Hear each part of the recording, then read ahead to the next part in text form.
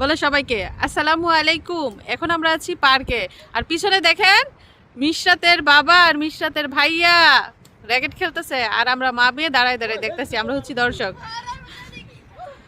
তো বাতাস চালাচ্ছে, শীত শীত করতেছে একটু একটু, বিশেষ করে মেয়েটার জন্য চিন্তা লাগতেছে, না জানি ঠান্ডা লাগে।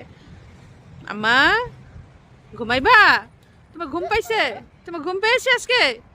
পার্কে দৌড়াইবা না, খেলবা না? ওই যে তোমার ভাইয়া বাবা খেলতেছে, তুমি দৌড়াইবা না? তো অনেকক্ষণ ধরে ঘুরতেছি, ঘুরতে ঘুরতে পার্কে আসছি এবং মেয়েটারও ঘুম পেয়ে গেছে। তো এই পাশটায় আমাদের গালিচা বিছিয়ে নেওয়া হয়েছে এবং আমাদের সরঞ্জাম এখানে রাখা হয়েছে, খাবার দাবার, বাবুর দুধ, তারপর কিছু কাপড় চোপড় এগুলো রাখা হয়েছে। তো যেহেতু বাতাস, বাবুকে নিয়ে আমি এখানে বসি, দেখি ঘুমাই কিনা। আর মানুষ কিন্তু মাত্র আসা শুরু করেছে, সময় হচ্ছে রাত 10টা। দেখেন এই যে এই পাশটায় মহিলা দেখা যাচ্ছে, আরও অনেক মানুষ, ওই যে ওই সাইডটায় বেশি মানুষ। আমরা একটু নিরিবিলি জায়গায় এসেছি, যেহেতু তারা র্যাকেট খেলবে, মানে বাতাসে কক উড়াই নিয়ে যেতেছে, জন্য লাগাইতে পারতেছে না ঠিক মতো।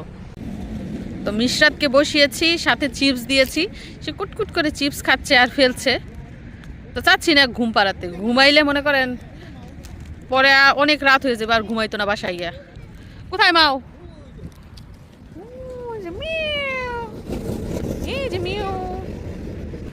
দেখেন মিশরাতের রিয়াকশন বিড়াল দেখে,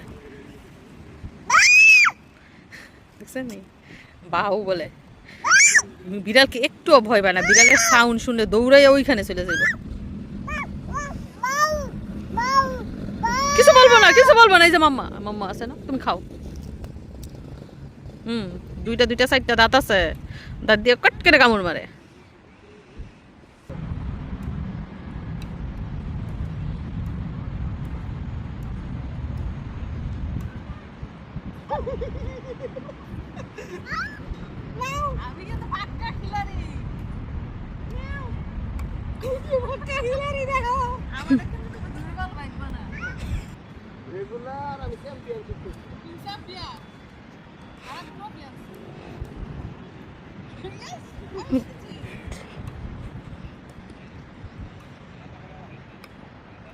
শুনেন দর্শক বন্ধুরা, আমি কিন্তু ফার্স্ট হয়েছি, মিশারির আব্বু কিন্তু আমার সাথে র্যাকেট খেলায় পারে নাই, বুঝছেন? আবার ভাইবেন না উনি ফার্স্ট হয়েছে আমি ফেল হয়েছি, আমি অল টাইম ফার্স্ট।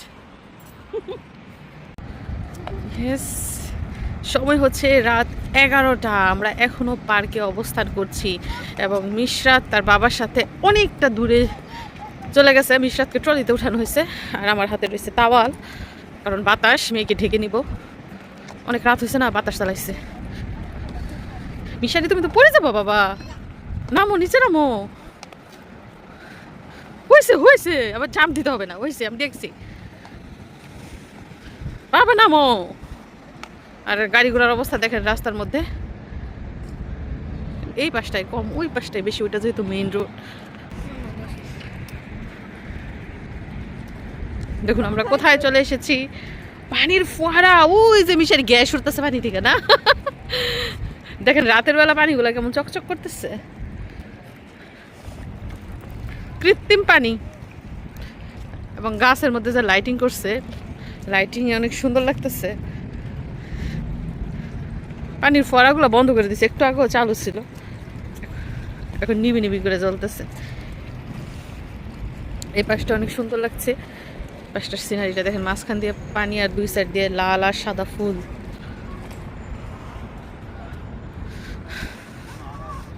কি মিশরাতে কি গাড়ি থেকে নেমে গেছে?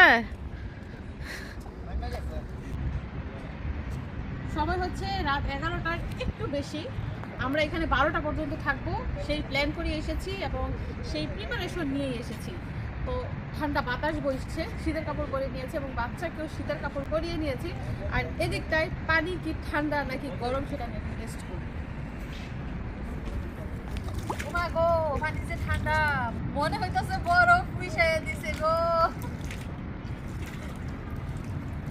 আবহাওয়া ঠান্ডা থাকলে নাকি পানি থাকে গরম, এখন দেখলাম আবহাওয়া ঠান্ডা, পানিও ঠান্ডা।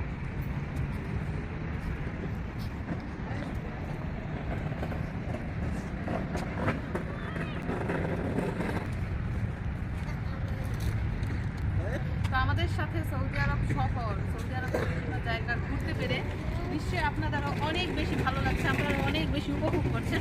আমার তো ভালোই লাগছে, আমার তো ইচ্ছাই করে না এই দেশ ছেড়ে যেতে, এত সুন্দর দেশ, এত সুন্দর মানুষের ব্যবহার এত সুন্দর। তো সাথেই থাকুন, অবশ্যই ভিডিও শেষ পর্যন্ত দেখে যাবেন। দেখেন দেখেন, ওর পিছনে 3 জন দৌড়াইতে হয়, 3 জন।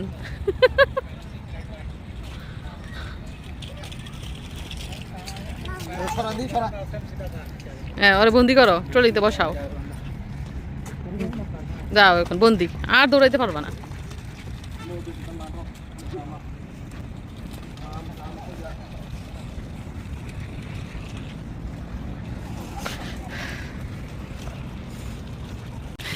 এই জায়গাটা খুবই পরিচিত আমার কাছে এবং খুবই মায়া লাগে জায়গাটা আসলে। কেন মিশারি মায়া লাগে?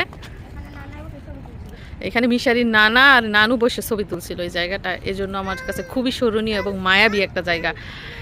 তো যেহেতু রাত 10টার বেশি বেজে গেছে, এই যে পানির ফোয়ারাগুলো বন্ধ করে দিয়েছে, শুধু পানি রয়ে গেছে এবং প্রত্যেকটা এই যে কূপের মতো যে দেখতে পাচ্ছেন ওগুলোর মধ্যে ফুল লাগানো। এখন রাতের বেলা দেখা যাচ্ছে না, মানে দিনের বেলা অনেক সুন্দর লাগে। অনেক গর্ত, গভীর। এটার মধ্যে তুমি ই পাইবা না, থাই পাইবা না।